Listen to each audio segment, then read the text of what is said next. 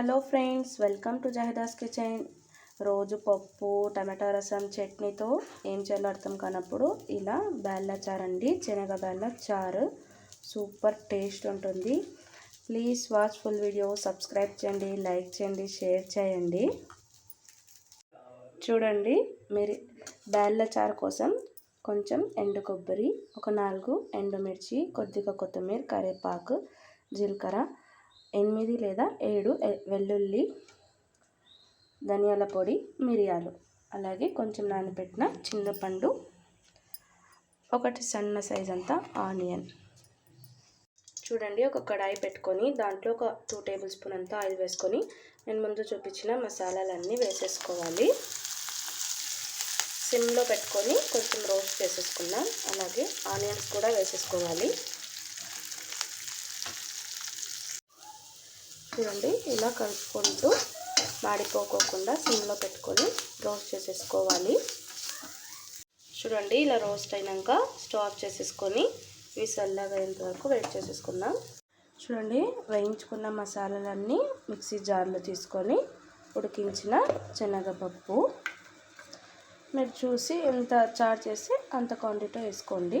అలాగే కొద్దిగా కారం, ఆల్రెడీ మిరియాలు ఎండుమిర్చి చేసాం కాబట్టి ఊరికనే కలర్ కోసం కొంచెం కారం పొడి, తగినంత ఉప్పు, కొద్దిగా పసుపు. ఇప్పుడు దీన్ని సన్నగా గ్రైండ్ చేసేసుకుందామండి.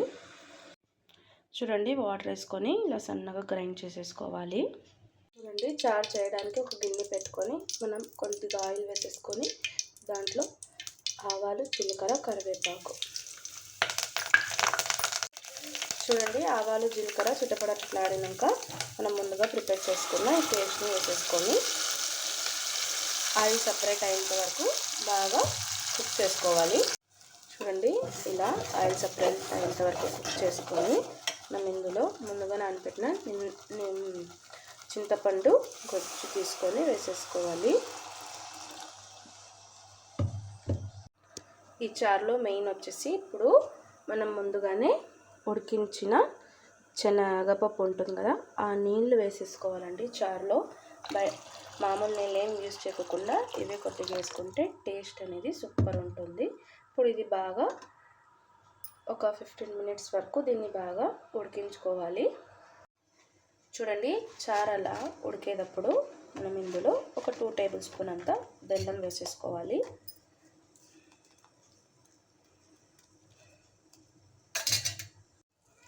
చూడండి, ఇలా బాగా మరుగుతున్నప్పుడు దీంట్లో కొత్తిమీర వేసేసుకుంటే కొంచెం ఒక 5 మినిట్స్ ఆయిల్ పైకి తేలాక స్టవ్ ఆఫ్ చేసుకుంటే చారు రెడీ అండి. చూడండి, చారు రెడీ అయితేనే ఇలా వేడి రైస్లో కొంచెం ఎక్కువ చారు వేసుకొని ఇలా కలుపుకొని తింటే సూపర్ టేస్ట్ ఉంటుందండి. ప్లీజ్ ట్రై చేయండి, కామెంట్ చేయండి. Thank you for watching my video.